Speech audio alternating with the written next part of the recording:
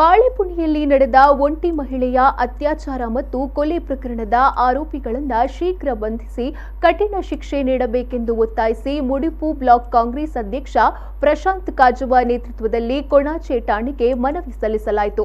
ಈ ವೇಳೆ ಮಾತನಾಡಿದ ಪ್ರಶಾಂತ್ ಕಾಜವಾ, ಅನುಮಾನಾಸ್ಪದ ಪ್ರಕರಣದ ಸಂಬಂಧ ಪೊಲೀಸರು ತನಿಖೆ ನಡೆಸುತ್ತಿದ್ದಾರೆ.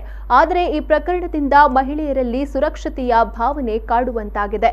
ಪ್ರಕರಣದ ನೈಜ ಆರೋಪಿಗಳನ್ನು ಪತ್ತೆ ಹಚ್ಚಿ ಸ್ಥಳೀಯರಲ್ಲಿರುವ ಆತಂಕ ದೂರ ಮಾಡಬೇಕು ಎಂದು ತಿಳಿಸಿದರು. ನಮ್ಮ ಊರಾದಂಥ ಬಾಳೆಪುಣಿ ಗ್ರಾಮದಲ್ಲಿ ಬೆಳ್ಳೇರ್ ಎಂಬಲ್ಲಿ ಮೊನ್ನೆ 25ನೇ ತಾರೀಕಿಗೆ ಒಂದು ಅನುಮಾನಾಸ್ಪದವಾಗಿ ಒಂದು ಕೊಲೆಯಾಗಿದೆ. ಪೊಲೀಸ್ ಇಲಾಖೆಯಿಂದ ಒಳ್ಳೆಯ ರೀತಿಯಿಂದ ಅದನ್ನು ತನಿಖೆ ಮಾಡ್ತಾ ಇದ್ದಾರೆ. ಶಾಸಕರ ಅನುಮತಿ ಮೇರೆಗೆ ನಾವು ಇವತ್ತು ಸ್ಟೇಷನ್ಗೆ ಬಂದು ಸರ್ಕಲ್ ಇನ್ಸ್ಪೆಕ್ಟರ್ಗೆ ನಾವು ಒಂದು ಮನವಿಯನ್ನು ಕೊಟ್ಟಿದ್ದೇವೆ.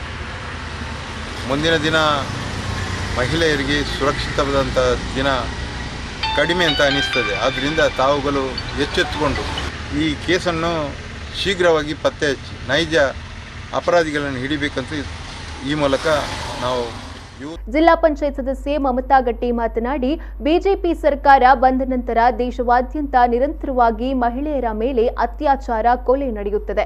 ಬಾಳೆಪುಣಿಯ ಒಂಟಿ ಮಹಿಳೆಯ ಅತ್ಯಾಚಾರ ಮತ್ತು ಕೊಲೆ ಪ್ರಕರಣದ ಆರೋಪಿಗಳನ್ನು ಪತ್ತೆ ಹಚ್ಚಿ ಬಂಧಿಸದಿದ್ದಲ್ಲಿ ಮುಡಿಪು ಬ್ಲಾಕ್ ಕಾಂಗ್ರೆಸ್ ನೇತೃತ್ವದಲ್ಲಿ ಉಗ್ರ ಪ್ರತಿಭಟನೆ ನಡೆಸಲಾಗುವುದು ಎಂದು ಹೇಳಿದರು. ದೇಶದಲ್ಲಿ ಕೂಡ ನಾವು ನೋಡುವಾಗ ಅತ್ಯಾಚಾರ ಹೆಣ್ಮಕ್ಕಳದ್ದು ಜಾಸ್ತಿ ಆಗ್ತಾ ಉಂಟು. ಅಲ್ಲಿ ಇಲ್ಲಿಯ ವಿಷಯ ನಾವು ಮಾತಾಡ್ತೇವೆ. ಇವತ್ತು ನಮ್ಮ ಪರಿಸರದಲ್ಲೇ ಇಂಥ ಒಬ್ಬರು ಮಹಿಳೆಯ ಒಂದು ಗೌರವ, ಕುಟುಂಬದ ಒಂದು ಮಹಿಳೆಯ ಇಂಥ ಒಂದು ಅತ್ಯಾಚಾರವೆಸಗಿ ಕೊಲೆಯಾಗಿದೆ ಅನ್ನೋದು ನಮಗೆ ಇಡೀ ಬೇಸರವನ್ನು ವ್ಯಕ್ತಪಡಿಸಿದೆ. ಆದಷ್ಟು ಬೇಗ ತಾವೆಲ್ಲರೂ ಈ ಒಂದು ತನಿಖೆಯನ್ನು ತೀವ್ರಗೊಳಿಸಿ ಆರೋಪಿಗಳನ್ನು ಶೀಘ್ರವಾಗಿ ಪತ್ತೆ ಹಚ್ಚಬೇಕು, ಸಮಾಜದ ಹಿತವನ್ನು ಕಾಪಾಡಬೇಕು ಅಂತೇಳಿ ಕೂಡ ಕೇಳಿಕೊಳ್ತೇವೆ.